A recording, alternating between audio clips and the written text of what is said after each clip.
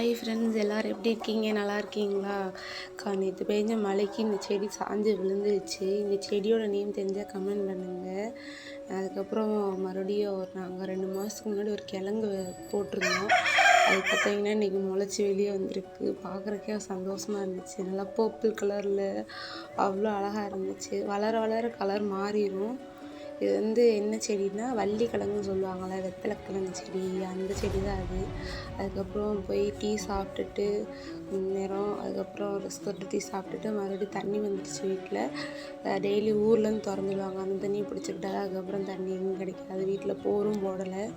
So அதை பிடிச்சி கண்டுக்கெல்லாம் ஊற்றிட்டு வீட்டுக்கும் குடிக்கிறதுக்கு பிடிச்சி வச்சுட்டு அதுக்கப்புறம் இன்றைக்கி செடிக்காரங்க வந்தாங்க. ரோஸ் கண்டும் ஒரு கொய்யா கண்டும் வாங்கினோம். ஒட்டு கொய்யான்னு சொல்லுவாங்க, அந்த கொய்யா கன்று வாங்கினோம்.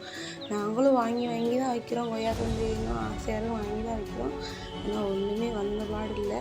அதுக்கப்புறம் அப்பாவில் வைக்க சொல்லிவிட்டேன். அப்பாவும் அதை ஓப்பன் பண்ணி வச்சுட்டாங்க. வச்சுட்டு அதுக்கு உரம்லாம் போட்டு தண்ணி ஊற்றி வச்சுருக்கோம். இப்போ நல்லா தான் இருக்குது, நல்லா தெளிவாக தான் இருக்குது கண்டும். இந்த செடியாச்சும் வரும்னு நம்பிக்கையோடு காத்திருக்கேன். காய் காய்ச்சுன்னா அதை வீடியோ எடுத்து போடுறேன். அதுக்கப்புறம் சாயங்காலம் போல் சரியான மழை, இடி மின்னலோட சரியான மழை பெஞ்சிச்சு. அதுலேயே கரண்டெல்லாம் போச்சு. பார்க்குறதுக்கே அவ்வளோ அழகாக இருந்துச்சு.